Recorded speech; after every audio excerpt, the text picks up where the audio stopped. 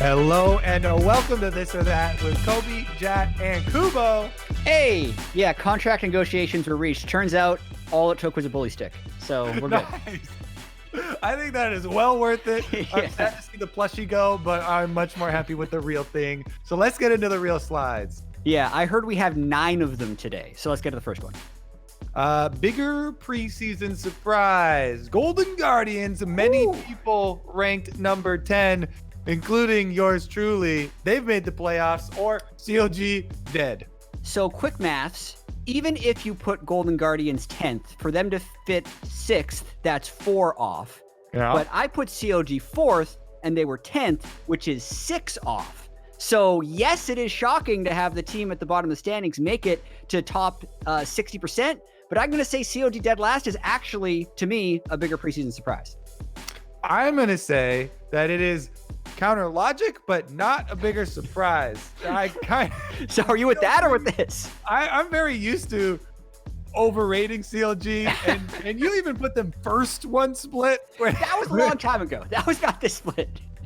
So I'm going to say, you know what? CLG can't surprise me with anything. Golden Guardians, I got to give them credit. They made the playoffs. I did not expect. Especially the surprise of end of week 7 to now. Like, they were dead in the water, what it felt like. And coming into the last week at 6 and 10 to be playoffs is just unheard of. So, like, shout out to them. Congratulations. They've earned it. But I'm still going with that because of the math. Slide number 2. Will Team Liquid make roster changes after the great implosion? I don't know what they're going to do. And I talked a lot about this on a JLXP that I recorded right after the week, but I think the most likely thing would be a coaching change. I don't know if that counts as a roster change, because I feel like actually bringing in a big ticket replacement for any one of these players between spring and summer is so difficult. And maybe they're going to be a little encouraged by the fact that the C9 game was close and just like run it back one more time. I actually think the answer is going to be that with the no. So we got this exact question on the dive sent in from a viewer asking if they would make a coaching change. Okay. And we all thought it was a decent probability because not only have they platted as far as the rankings for this split 9th place for the returning champions, but there have also been little interviews and comments from the players about the drafts and about, you know, some friction there. So I would not be surprised if we're including coaching staff in this. Right. Then I would say yes. Yeah. I think the biggest thing is when you win 4 titles in a row and then you finish 9th, you're probably changing something. If that happens in basketball or football, boom, coach is out of there immediately. Yeah. All right. Slide number 3. Why did Cloud9 pick 100 Thieves?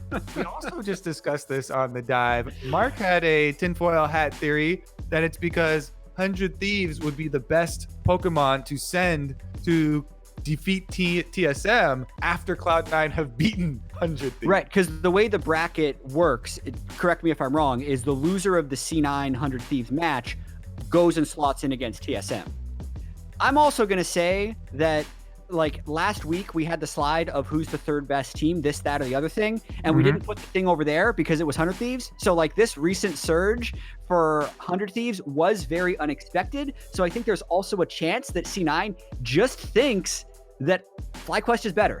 I think that's still possible. They both ended the split 10 and 8, and it was just the tiebreakers that moved beside them, even if 100 Thieves had that amazing second half of the split and have earned their position as, like, the 3rd seed. So I'm going to say, actually, it's a better matchup because C9 would rather beat TSM, if I'm being honest. Like, the satisfaction of knocking them out, I think, will be greater than sending 100 Thieves down there. They all did tweet that they were very satisfied knocking Team Liquid out. So I kind of agree with that. They have no problem getting their hands dirty and doing their own business. So I agree. I'll go with this. Next slide. Number 4? Number 4. All right, this is a triple. Top jungle, mid jungle, or support jungle. Jungles need synergy with everyone. It's actually very true. It's one of the reasons that the jungler difference is so frequently referenced in our solo queue adventures. But I will say, especially looking at the overall trends in global League of Legends, and this is an esports show, it is clearly mid jungle. That's how most of the best teams run. It's the synergy between those two in draft and in champ select. Yes, this is the middle of the map. Think this that is mid lane is the most important lane. This lane. Yes. So their synergy is more important with jungle. Agree. Sweet. It's that, So even though it's also in the middle of the slide, which I think is perfectly formatted. I'm glad they didn't mess that one up. The easy choice. Yeah, Number 5. More likely Honda MVP. Is it Cloud9 or Cloud9? So we don't reveal the results of this vote until the week of the finals usually, but the vote does lock on Wednesday. I've already filled out my ballot. I haven't submitted it yet. The least likely, I think, is Licorice. And based on the 3 here, since I actually think Blabber and Vulcan, like, I think the top 3 will be Niski, Blabber, Vulcan, and Sven will be 4th and Licorice will be 5th. That's just like, I'm not sure how that's going. So I'm going to say Niski based off this and other that. Same. I mean, that's what we went over as well. It's funny because we did our tiebreakers, recorded the dive, immediately doing this, and we also landed on Blabber, Vulcan, Keep and it flowing. So boom. Did you have a favorite of the 3? My personal favorite, so Mark actually switched over to Blabber.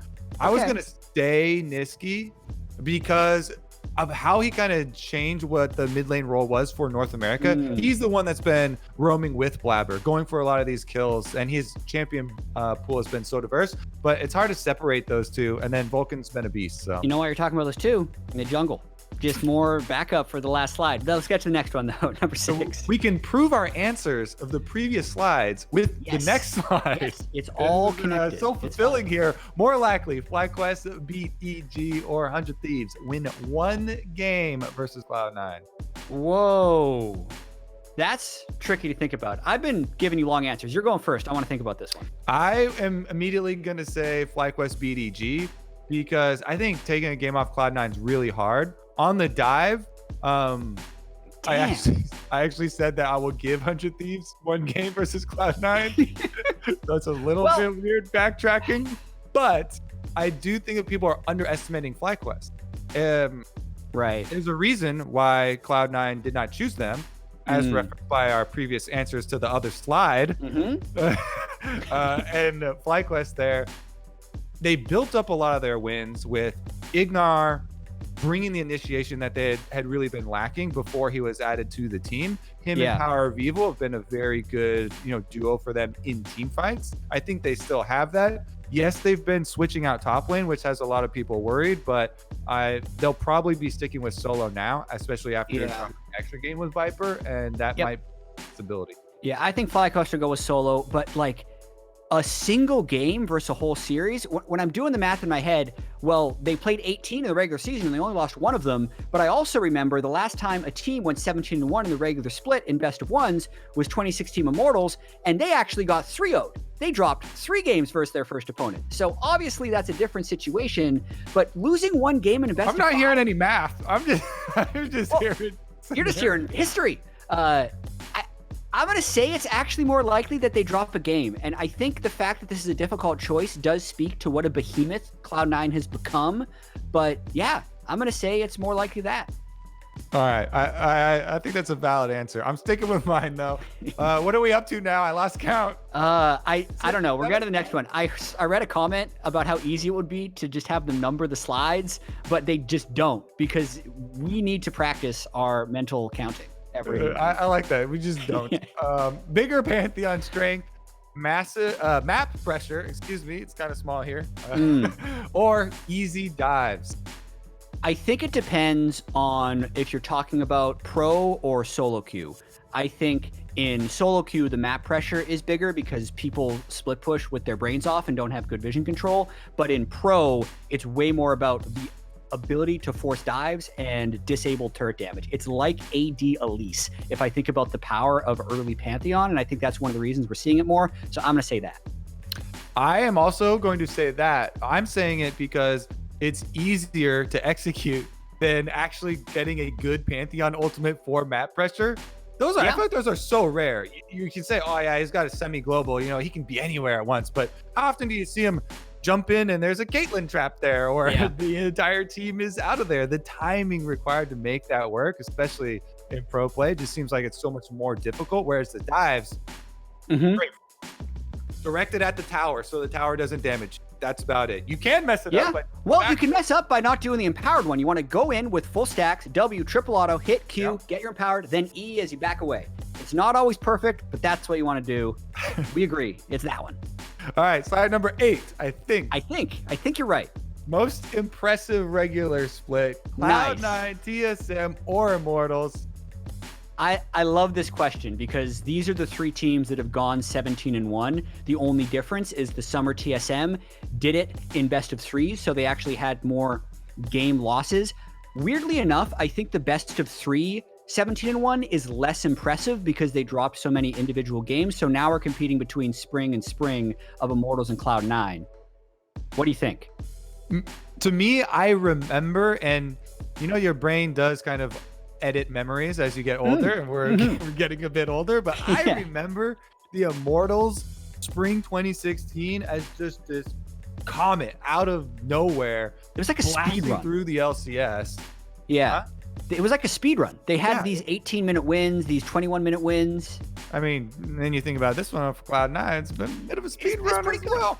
But my initial reaction is for the Immortals answer, just because, and maybe it is due to the history, but man, it just seemed like such a slam, and that made the playoffs after that much more of a what the heck moment. Yeah, I'm going to agree with you. I think it's the other thing, and I'm going to be really curious to read other people's opinions of this one because I actually just wonder if it's because we're nostalgic. It's like whenever you get into an argument of like an age gap of who, say, the best NBA player of all time is, it depends who they were watching when they were like the biggest fans. So like the recent fans probably think this recent Cloud9 run was the most impressive.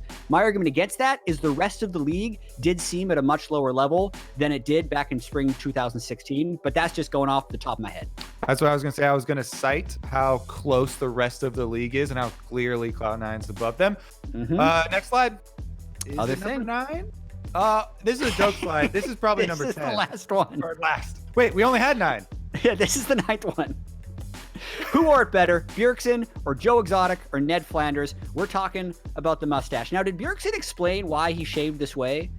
Was it for hygiene? Is there a necessary explanation?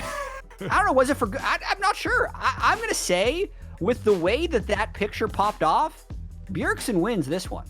I mean, straight up, I think that's the best looking picture. Ned Flanders is never going to win it for me. I don't know who the tiger guy is. He looks like he's next to a tiger. That's cool, I guess. But yeah, I believe it's the #1 show on Netflix. I've watched episode 1, but haven't gotten there. What I've learned is that tiger selfies are no bueno. They shouldn't. That's what I learned from episode 1. So he loses points for that for me. I heard a stat that there was something like 70% of Twitter profiles like had a picture of them with a tiger at some point. So they said like I don't know if it was Twitter, but it was like the tiger selfie was huge on dating apps or something like that. Yeah. That's what I was. I feel like we've gotten away from the point slide because Bjergsen's the clear winner here. Well, there you go. That's Ned Flanders, though. You know, this episode of this and that. No, Ned Flanders is the only wrong answer there. Maybe the tiger guy, whatever. But Bjergsen, good night, Kubo. It's nap time. Yeah, he gives no cares about what we've just done.